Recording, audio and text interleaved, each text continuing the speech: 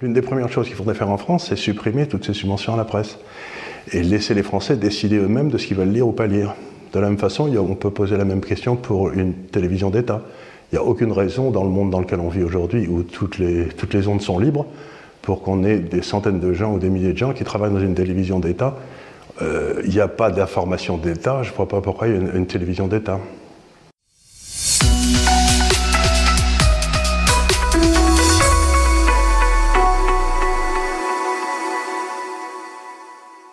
Chaque année, l'État distribue des centaines de millions d'euros à des journaux et à leurs propriétaires milliardaires comme Dassault, Trahi ou Lagardère.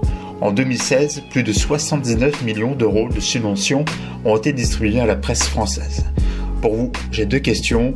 L'État français est-il trop généreux avec la presse écrite?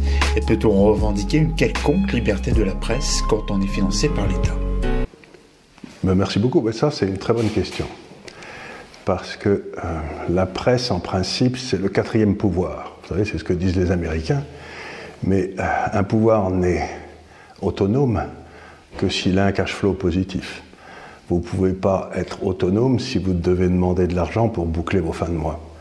Et il me semble qu'il y a une espèce de contradiction monstrueuse en France. Cette presse qui se prétend libre est dans le fond dans les mains de gens qui sont des journalistes, qui ne sont pas des journalistes, qui sont des hommes d'affaires. Et en plus, elle ne survit que grâce à des subventions de l'État. Ce qui fait que la France est le seul pays au monde, je crois, où il n'y a aucun journal qui gagnerait de l'argent sans ces subventions.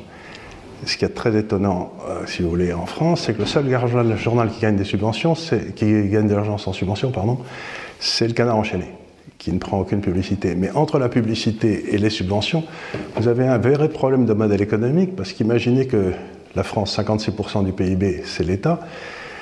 Une partie de ces sociétés étatiques, comme la SNCF, envoie plein de publicités. Donc, entre la publicité et les subventions, vous pouvez dire que la presse fait partie du système étatique, qu'elle n'a rien d'un quatrième pouvoir. Elle est simplement, son principal boulot, c'est simplement d'essayer de justifier ce que fait le pouvoir. Et ça peut être soit un pouvoir de gauche, soit un pouvoir de droite, ça ne change rien à l'affaire. Donc, l'une des premières choses qu'il faudrait faire en France, c'est supprimer toutes ces subventions à la presse et laisser les Français décider eux-mêmes de ce qu'ils veulent lire ou pas lire. De la même façon, on peut poser la même question pour une télévision d'État. Il n'y a aucune raison dans le monde dans lequel on vit aujourd'hui, où toutes les ondes sont libres, pour qu'on ait des centaines de gens ou des milliers de gens qui travaillent dans une télévision d'État. Il n'y a pas d'information d'État, je ne vois pas pourquoi il y a une télévision d'État. Quand vous voyez qu'on dépense plus de 500 000 euros pour refaire l'ensemble des logos de France Télévisions, est-ce que c'est pas de l'argent jeté par la fenêtre? Mais si vous voulez, tout ça est très gênant, parce que ces gens-là payent donc 500 000 euros, 1 million d'euros, je ne sais pas combien, mais la réalité est assez simple, c'est que ils sont dans la main des pouvoirs politiques, et le problème avec les systèmes politiques, c'est qu'il y a des élections, et que les élections, ça coûte très cher. Donc si vous pouvez, vous, en tant qu'élu, passer un petit contrat avec France 2, ils vous paieront votre société de communication 500 000 ou 1 million d'euros pour faire un logo idiot, et que quand il y aura des communications à faire qui seraient vraiment chères, à ce moment-là, on vous les fera à 10 000 euros, parce que vous avez vraiment gagné de l'argent sur le premier contrat. Donc vous avez un vrai problème de conflit d'intérêts, là, un système politique qui, dans le fond, fait payer par le payeur d'impôts, à des prix très élevés, de façon à subventionner les campagnes de ces mêmes hommes politiques. Donc on a quand même un conflit d'intérêts là. Et si vous rajoutez à ça les subventions, et le fait que les hommes d'affaires qui sont au pouvoir dans ces grands groupes de presse ne vivent que grâce au contrat de l'État, écoutez, il me semble que dans la plupart des pays du monde, on appelle ça des conflits d'intérêts, ça devrait être interdit. Où la presse peut survivre par elle-même, où elle ne peut pas. Vous savez, j'ai passé une partie de ma vie dans le sud-ouest, il y avait d'énormes subventions pour des vins imbuvables qui se passaient dans la région de Béziers et de Montpellier. C'était le vin qu'on donnait aux troufions de l'armée française après, les pauvres.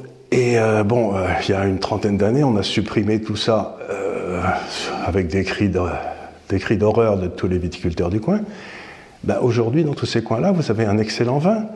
La subvention n'a jamais fait la qualité d'un produit. Ce qui fait la qualité d'un produit, c'est la concurrence. Donc si vous avez monté un système de presse dans lequel il n'y a aucune concurrence, puisqu'ils dépendent tous de l'État, ils sont tous dans le même système, eh bien, ça ne peut pas marcher. S'imaginer que la subvention résout un problème, non, ce qui résout le problème, c'est la qualité et la concurrence. Il n'y a pas de... La subvention ne règle rien.